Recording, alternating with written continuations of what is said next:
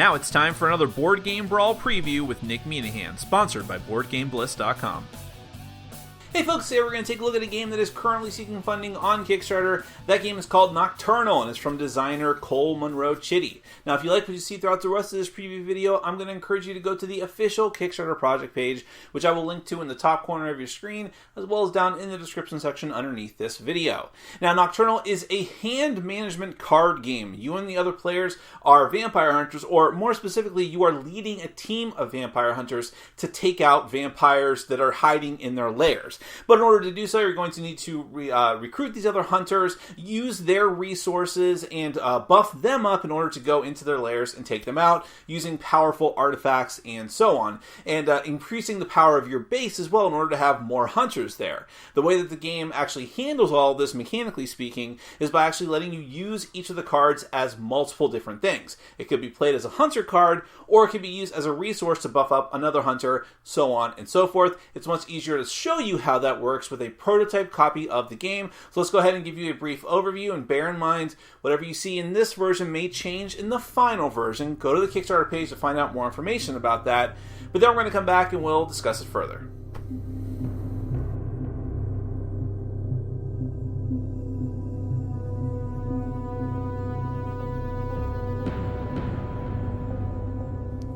Nocturnal is a competitive game for 2 to 4 players. You're each vampire hunters, trying to kill more vampires than the other players. The game ends when one of the players gets a certain amount of vampires, at which time whoever has the most points is the winner. Each player will start with a base card in play, a player aid card, 2 random hunter cards, and 3 random cards from the main draw deck. A number of vampire cards equal to 2 plus the number of players are dealt out face up to the table. The draw deck and the rest of the vampire deck are set off to the side. Choose who goes first. In turn order, each player gets 2 actions, and potentially more bonus actions. You can double up on the same action twice for your main actions. Everything in the game revolves around the cards, and your ability to use each one for more than one purpose. For every action you spend, you can draw a card from the deck. For one action, you can hire a hunter or artifact and play them on the table by discarding other cards equal to their level. You can replace a card as well, at which point you only need to discard the difference between their levels and cards. You may instead build a base for an action. You can only have one base in play at a time, so you must always replace the one you have in play with the new one by paying the difference in level and discarded cards. Your base dictates how many hunters you can have in play at a time. Funding a hunter is another action you can do. Each card has a resource on the right side, and you can play this card underneath the hunter. You can always play a maximum of 1 resource under your own hunters, which will give them the indicated resource and sometimes a bonus action if depicted and if the right resource is used. However, sometimes hunters will have an arrow symbol and either a 1 or 2 with it, indicating that any player can fund that hunter and gain the bonus actions for doing so, but either 1 or 2 resources is the limit to put on them. Hunters and the resources they can equip are color-coded. For example, purple hunters can equip the purple bullets, blue hunters can equip the blue holy water, and so on. Some resource indicators are wild and can be anything. Yellow hunters themselves are wild and can first be equipped with any resources. The whole reason you want all these resources is to eventually infiltrate the vampire lairs and hunt the vampires. Every vampire has resources listed at the bottom that you'll need to have in order to defeat them, in addition to color-coded troop symbols, which match up to the symbols in the top left corner of your hunter cards. Some hunter resources are on the left side of their card, and they're permanent. However, resources that were equipped are discarded when used to take out a vampire. Finally, the last type of action you can do is attacking an opponent's hunter. Only purple hunters can do this, and most require bullets in order to do so. Discard the bullets and discard an opponent's hunter of equal or lesser level than the one you're attacking with. A blue hunter can negate this effect if they discard a holy water that's equipped to them. The game continues until one player hunts 10, 8, or 6 vampires, depending on whether you have 2, 3, or 4 players. Then it ends immediately. Count up every point from the hunters, bases, vampires, and artifacts that you control. Whoever has the most points is the winner. That's Nocturnal.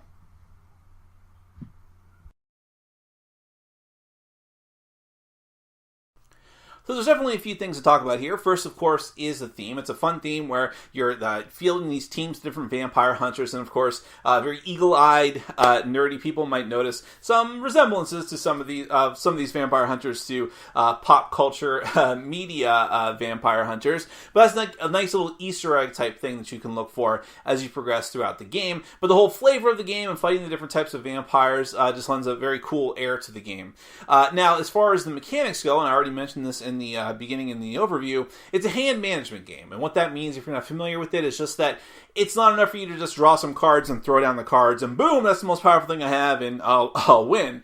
What you need to do in this game is decide very carefully how you are going to use your cards.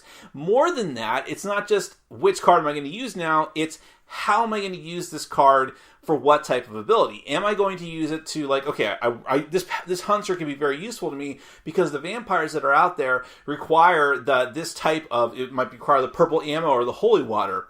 Okay, and they get a permanent type of that resource. Sounds good, right?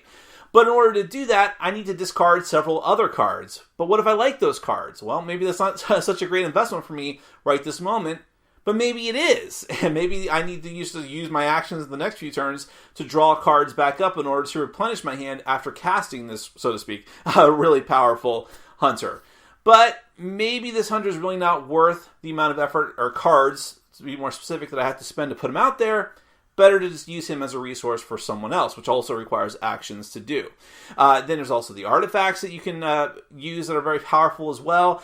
Putting out new and better bases eventually by replacing them. And that's the other thing too, is that you want to be replacing cards when you can because you get a discount. And you can only hold so many hunters and artifacts anyways. You might as well take advantage of that and get a little bit of a discount and just keep upgrading and replacing, instead of just putting out new ones if you can. And then what you're eventually trying to do is build yourself up to be taking vampires every single round if you possibly can. It's easier said than done, and you want to go for the permanent bonuses when you can so you don't have to discard them, because you do have to discard the resources as you use them.